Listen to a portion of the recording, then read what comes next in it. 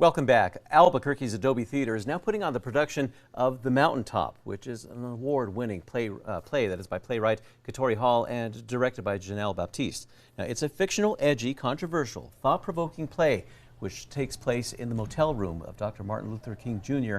on the night before his assassination. Now, telling us more about the play, we are joined this morning by actors Marcus Ivy and Nikki Wagner. It is great to have you both with us. Thank you for having us. Absolutely. So, I mean, this is something that, you know, somebody wouldn't have thought to put in a play form, but it's important for so many reasons. But so, Nikki, let's kind of talk about this, the main theme of the play itself. I would say that the main theme of the play really is impact, because on the one hand, you get to see, of course, Martin Luther King Jr.'s impact on the civil rights movement, but you also get to see it on the flip side. You get to see the full effect that the civil rights movement had on him as a person, and you get to also see the effect that it had on the common, ordinary person. And it also challenges us to kind of look inwardly and see the impact that we are having on the world, whether it be positive or negative. Yeah. Exactly, and that's always been the best way that the Dr. Martin Luther King Jr. holiday has been described. It's not a day off, it's a day on. It's a day to honor his works, to honor his memory, to honor his legacy. And again, in doing that, it's what's happening now with this play. So, Marcus, you're filling some big shoes right here, playing Dr. King. It's everybody has their perception of what Dr. King was and who he is, and it's right? But no one's seen or knows who he is as a man. And in this play, Katori Hall did a wonderful job of writing him being a man. He's dealing with things that men and women that we just go through, and but at the same time still accomplishing these extraordinary things that he did, and it's amazing.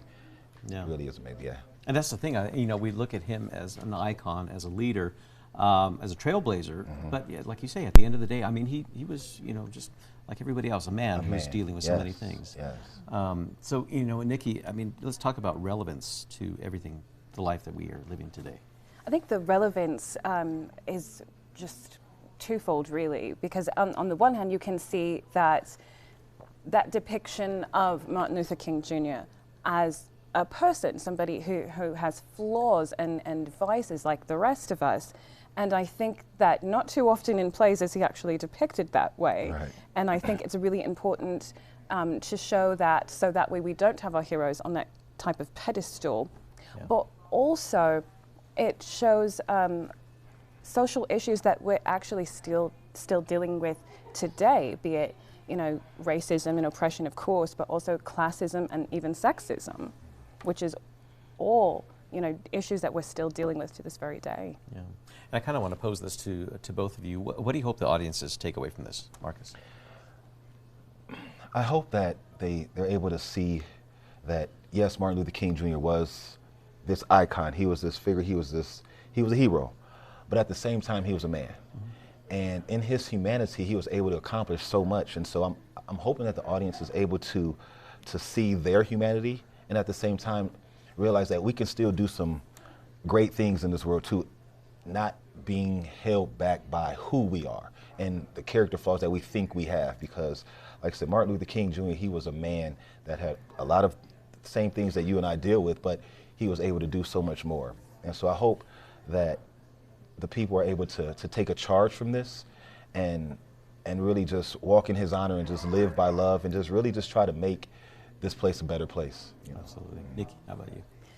I hope that it sparks some conversations really about how we feel about perfectionism, because we have this image of Martin Luther King as this almost angelic figure, but I think it's important that we tend to at least try to separate the myth from the man. And also we have another character in there who in some instances is perceived as perfect as well, and we come to see that she is not really that perfect either. So I think it's important to be able to separate achievement from the actual person. There you go. And you both are going to be bringing this to life on stage. When's it happening? We open up next Friday, January 19th.